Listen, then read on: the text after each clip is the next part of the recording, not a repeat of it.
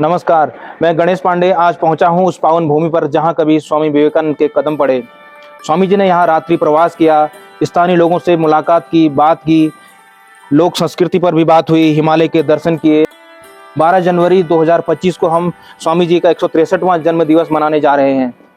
इस पावन भूमि से स्वामी जी के आगमन का कौन सा संदर्भ जुड़ा है, वो कब और कैसे यहाँ आए, यहाँ क्या कुछ रहा और फिर यहाँ से कैसे और कहाँ के लिए आगे बढ़े, इस सब पर बात करूंगा इसी वीडियो में। बात 124 बरस पुरानी है। तारीख थी 18 जनवरी साल 1901। तब युग नायक स्वामी विवेकानंद के चरण चंपावत की धरती पर पड़े थे।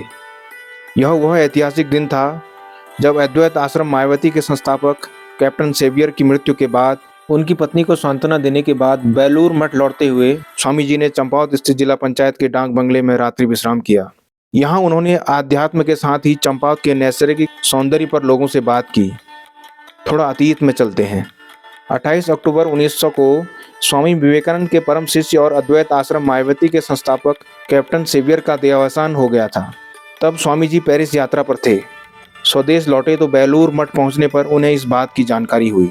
स्वामी जी ने मिसेज सेवियर को सांत्वना देने के लिए मायावती आने का निर्णय लिया।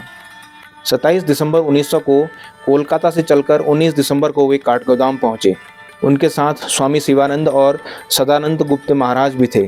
काठगोदाम में विश्राम के बाद वह मायावती से गए स्वामी काली कृष्ण, बिरजानंद और अल्मोड़ा के गोविंद लाल के साथ डोली से मायावती की ओर रवाना हुए। रास्ते में वर्षा और बर्फबारी होने लगी थी। इसकी परवाह न कर स्वामी जी पहाड़ पानी, मोरनाला और धुनाघाट होते हुए 3 जनवरी 1901 को लोहाघाट स्थित मायावती पहुंचे। यहाँ वे 17 जनवरी तक प्रवास पर रहे। वापसी की यात्रा 18 जनवरी को शुरू हुई। वापसी की यात्रा का पहला पड़ाव बना चंपावत। यहाँ उन्होंने जिला पंचायत के इसी डाक बंगले में रात्रि विश्राम किया। इस दौरान उनकी आध्यात्म के साथ ही हिमालय दर्शन पर लोगों से चर्चा हुई। दूसरे रोज स्वामी जी का काफिला ड्यूरी श्यामलाताल होते हुए टनकपुर की ओर रवाना हुआ। स्वामी जी की यह यादें युग नायक विवेकानंद भाग 3 किताब के हिमालय की अंतिम यात्रा खंड में विस्तार से वर्णित हैं। ड्यूरी में विश्राम करने का भी एक रोचक किस्सा जुड़ा है। वह किस्सा है घी के साथ अथवा का भात खाने का। दरअसल चंपावत में रात्रि विश्राम के बाद 19 जनवरी 1901 को स्वामी जी का काफिला ड्यूरी पहुंचा। विभिन्न अवसर पर समाचार पत्रों में प्रकाशित लेखों में उल्लेख मिलता है कि तब सभी को जोरों की भूख लगी थी। खाना बनाने की तैयारी हुई, लेकिन जिस बर्तन में चावल पकाए गए उसके छोटा होने से भात कच्चा रह गया। तब स्वामी जी के सुझाव पर सभी ने घी के साथ कच्चे भात से भूख मिटाई थी।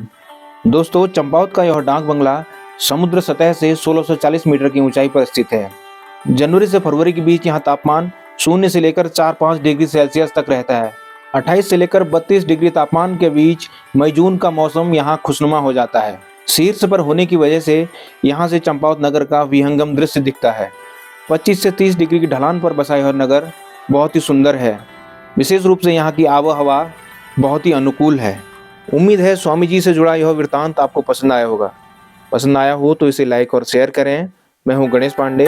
नमस्कार।